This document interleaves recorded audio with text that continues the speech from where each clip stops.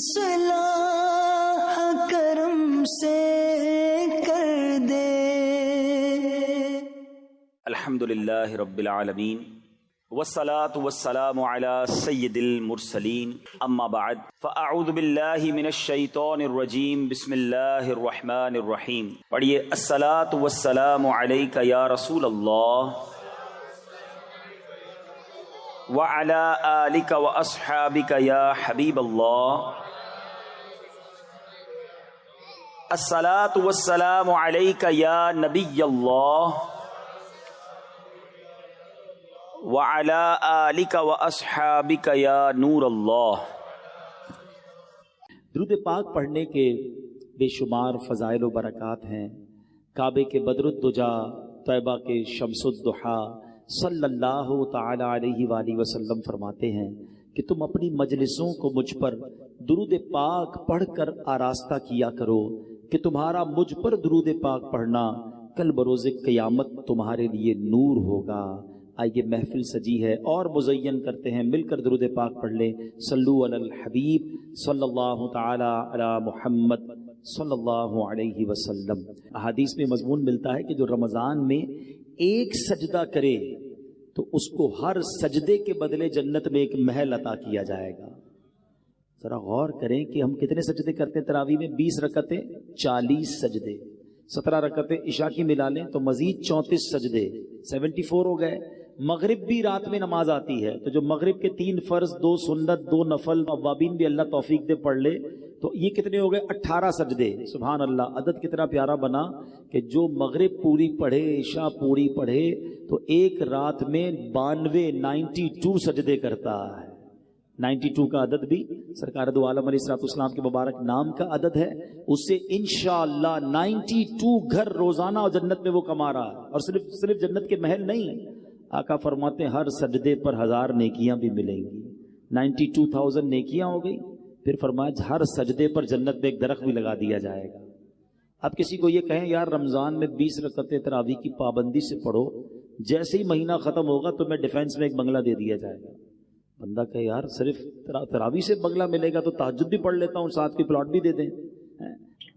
ملے تو ہم سب کرنے کے لیے تیار ہیں۔ نبی کے وعدوں پر یقین رکھو نا، ہر سجدے پر آپ کو جنت میں ایک محل مل رہا ہے، تو کیوں 8 تراویح پڑھ کے کوئی چلا جاتا ہے، کوئی 12 تراویح پڑھ کے چلا جاتا ہے، کوئی تراویح نہیں پڑھ رہا ہے؟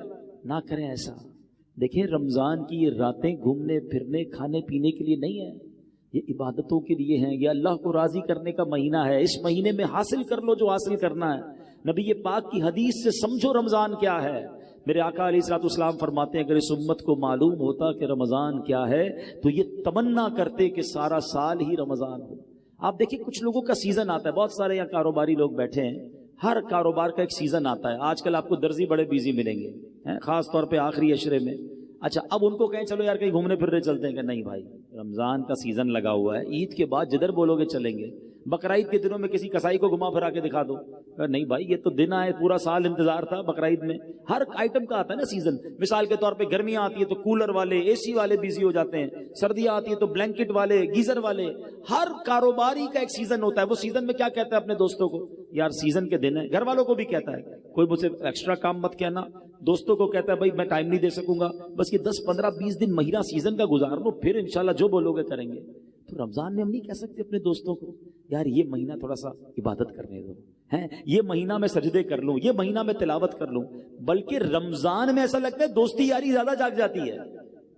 وہ بھی دوست بن جاتا ہے جو سارا سال نظر نہیں آ رہا ہوتا، وہ بھی کرکٹ کھیلتا ہے جو پورا سال کرکٹ نہیں کھیلتا، اور رمضان کے کرکٹ کھیلنے کے لیے آیا ہے۔ رمضان ٹورنامنٹ، معاذ اللہ جری دیکھیں لوگ۔ اچھا پھر ایک تو کرکٹ، دوسرا کھانا پینا ہے، حالانکہ بھوکا رہنے کا مہینہ آیا ہے، لیکن ہم کیا کر رہے ہیں؟ آل یو کین ایٹ، سحری آفر، افطار آفر۔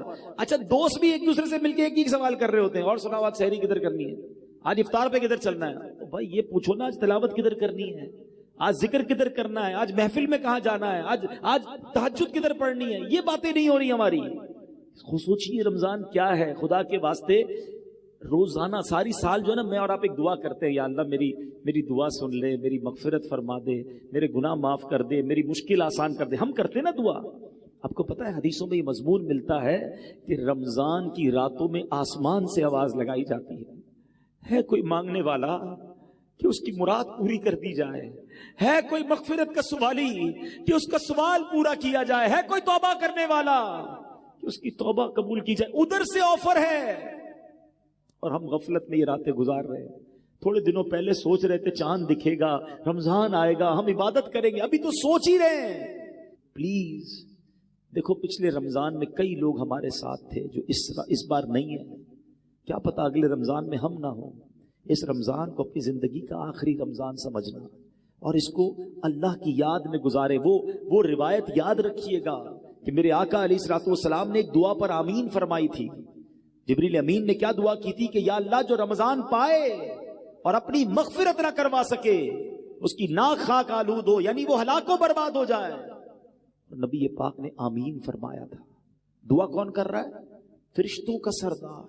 آمین کون کہہ رہا ہے؟ نبیوں کا سردار. فرما رہے آمین نبیوں کے سردار صلی اللہ تعالی علیہ وسلم.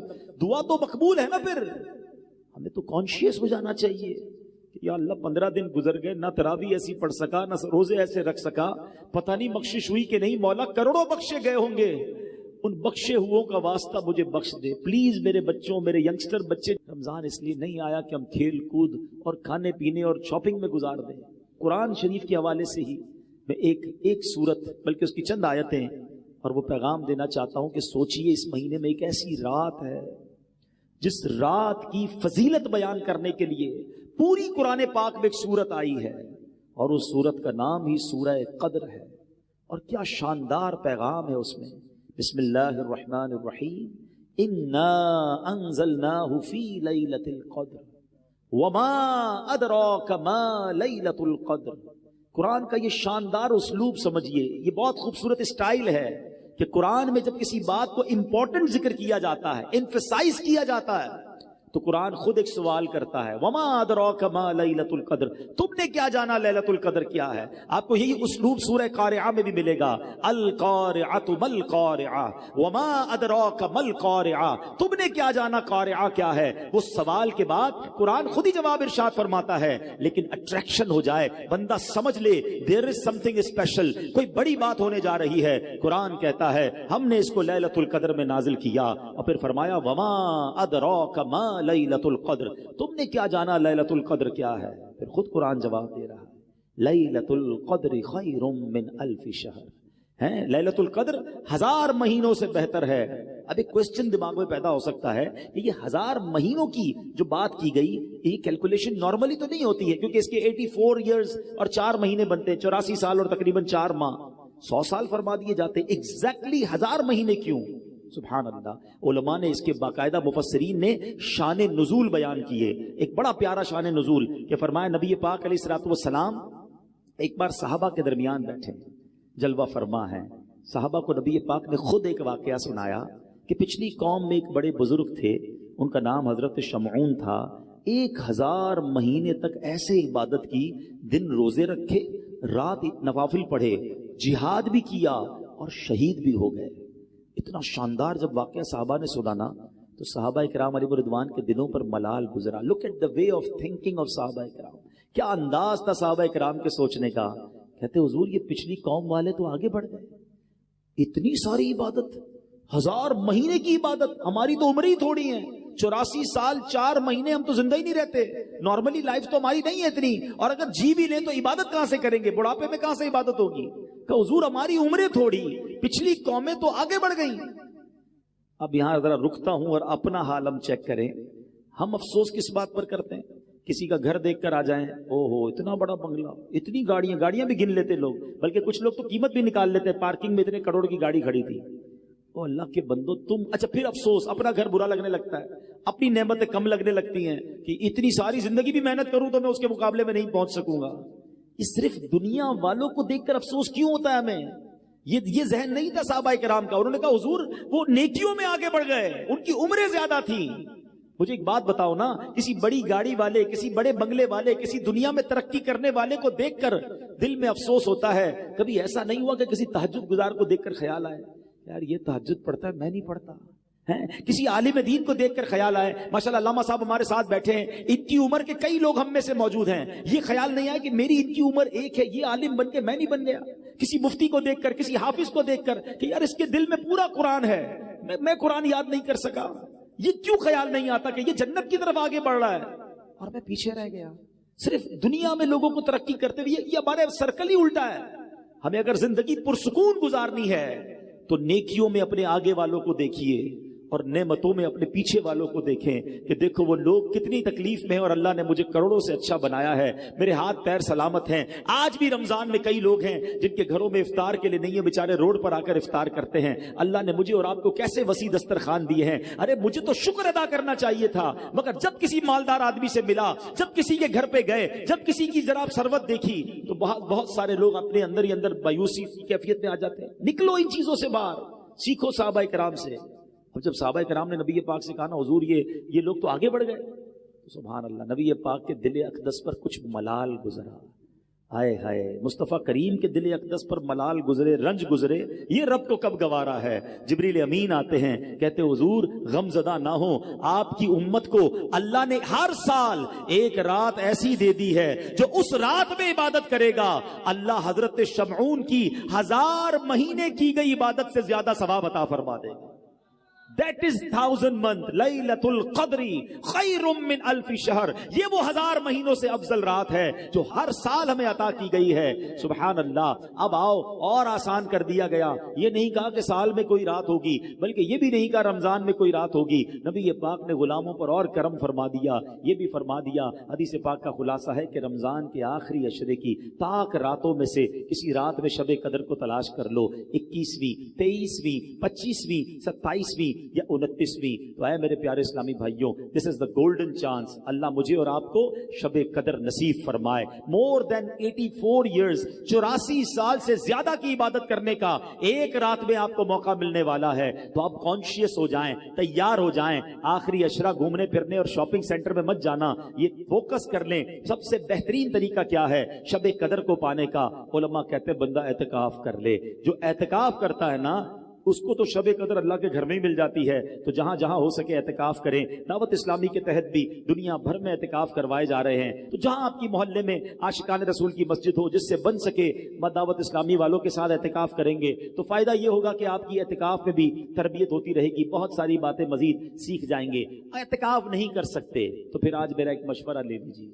یہ 5 طاق راتیں طاق میں رکھیں, ٹارگٹ میں رکھیں, مس نہیں ہونی چاہیے. کیا کیا کرنا ہے؟ سب سے پہلے تو یاد رکھیں, جو عشاء کی نماز اور فجر کی نماز باجماعت پڑھتا ہے اسے پوری رات عبادت کا ثواب ملتا ہے. یہ عادت تو سارے سال کی بنا لیں, اللہ توفیق دے. سارا سال ہی عشاء اور فجر سے جماعت سے پڑھ لیا کرو, ہر رات عبادت کا ثواب مل جائے گا. لیکن ایٹ لیسٹ طاق راتوں میں عشاء بھی, تراویح بھی اور فجر یہ باجماعت آپ نے پڑھنی ہے. ماشاءاللہ کئی مسجدوں میں صلاۃ التسبیح ہوتی ہے, صلاۃ التسبیح ادا کریں. اچھا, پھر ذکر و اذکار کی بھی کوئی ٹارگٹ لے لیں, کیونکہ فضول کام تو کرنا نہیں ہے. 1200 بار درود پاک پڑھیں, کلمہ پاک پڑھیں, اللہ اللہ کا ذکر کر لیں, سبحان اللہ, الحمدللہ, اللہ اکبر, اور جو ذکر الہی ہیں وہ کریں. اس کے بعد آپ کم از کم 2 سے 3 پارے تلاوت کا بھی ٹارگٹ رکھیں کہ میں نے 5 طاق راتوں میں تلاوت قرآن بھی کرنی ہے. سورہ ملک پڑھ لیں. اور پھر ایک اور مشورہ یہ دوں گا کہ 5 راتوں میں صدقہ دیں.